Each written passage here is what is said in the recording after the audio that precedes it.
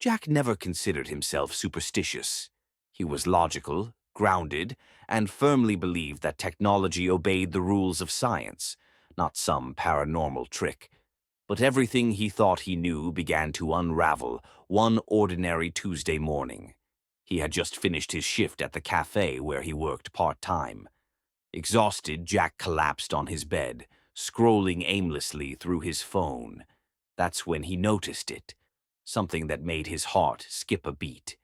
In his photo gallery, between the usual pictures of his friends, random memes, and food shots, was a photo he didn't remember taking.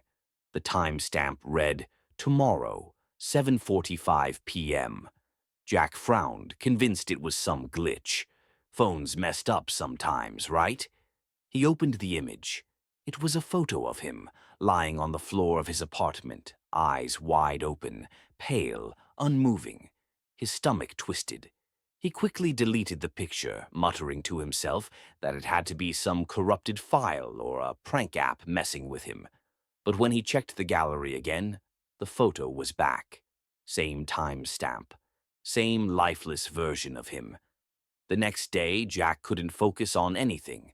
Every tick of the clock felt like a countdown. He skipped work, locked his apartment door, and sat on the couch staring at his phone, watching the minutes crawl closer to 7:45 p.m. At 7:40, he held his breath. The air felt heavier, the silence unbearable. He swore he heard faint whispers in the walls. He stayed alert, phone clutched tightly in his hand. 7:45. Nothing happened. Relief washed over him, and he laughed nervously. "See? Just my brain playing tricks," he whispered to himself. But then, his phone buzzed. Another photo appeared in his gallery. This time it was him, standing at the window, looking outside with wide, terrified eyes. The timestamp. The next day, 9:15 p.m. Jack froze. Slowly, almost against his will, he turned his head toward the window. Outside, the street was empty, but as he stared, the reflection on the glass shifted. He wasn't looking at himself anymore. He was looking at a stranger, standing directly behind him. He spun around. The room was empty. His pulse hammered in his ears. That night, Jack didn't sleep. He sat on the floor with every light on, whispering to himself that it was just some sick joke. But when dawn came, his phone chimed again. A new photo. This time it showed him, running down his apartment hallway, face twisted in panic. The timestamp, tonight, 11:32 p.m. His throat went dry. No, this isn't real," he muttered, shaking his head. But deep down, dread coiled in his chest. If the phone was right about one thing, maybe it was right about everything. He considered going to the police, but what would he say? "Officer, my phone keeps sending me photos of myself dying." They'd laugh, or worse, lock him in a hospital. So Jack tried to outsmart the device. He turned it off, locked it in a drawer, even wrapped it in aluminum foil as if that would block whatever cursed signal it was receiving.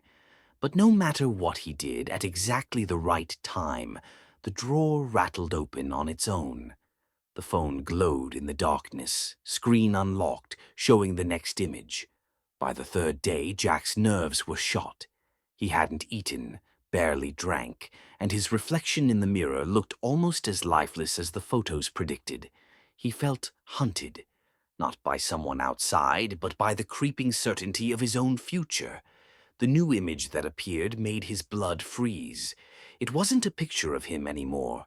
It was a photo from his eyes. The angle showed his own hands raised defensively against a shadowy figure lunging forward. The timestamp.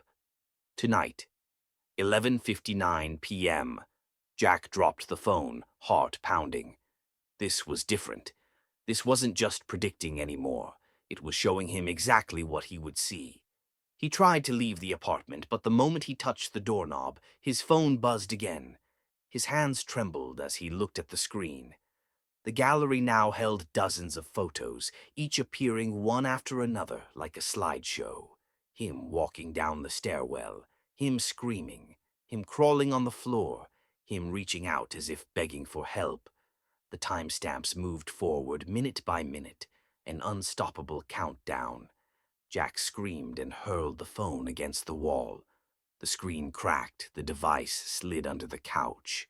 For a moment, silence returned. His chest heaved with desperate relief. Then the glow returned. From under the couch, the broken screen flickered, and another notification appeared. New photo saved. Jack's hands shook as he pulled it out. The final image filled the screen. His own face, eyes wide, mouth open in a silent scream. The timestamp updated in real time, 11:59. He realized with crushing dread, this wasn't the future anymore. It was the present, and the shadow behind him was already reaching out.